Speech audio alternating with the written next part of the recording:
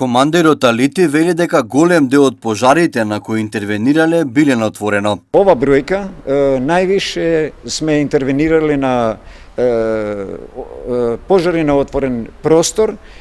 Можем да ви кажем дека сме имали многу пожари за време на жетвата, на низ Полошко сме имале пожари кај што се појавувале на запалени патнички моторни возила и шумски пожари.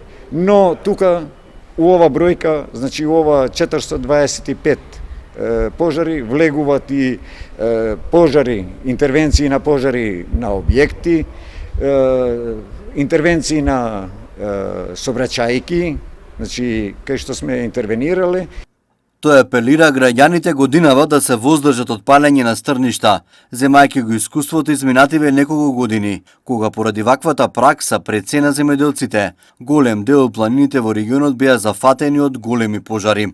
Ние и порано, значи пред почнувањето на жетвата за ова година, значи жетвата 2020 година, сме апелирали преку медиумите до кај земјоделците да бидат предпазливи, да ги контролират земјоделските машини, но и да не палат, бидејќи како традиција кај нас останала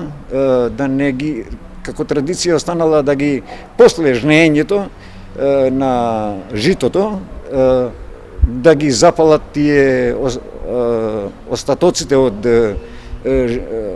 житото низ нашите полиња, не знаејќи дека секој пожар многу брзо, биејќи време на жетвата, секогаш температурите се големи, не знаејќи дека пламените јазици многу брзо се шират. Дополнително како проблем се мините диви депонии, кои се потенцијална опасност за избувнување на пожарите. Мислам дека секаде ги има овие работи. Нема место, нема село кај што нема формирано мини депонија.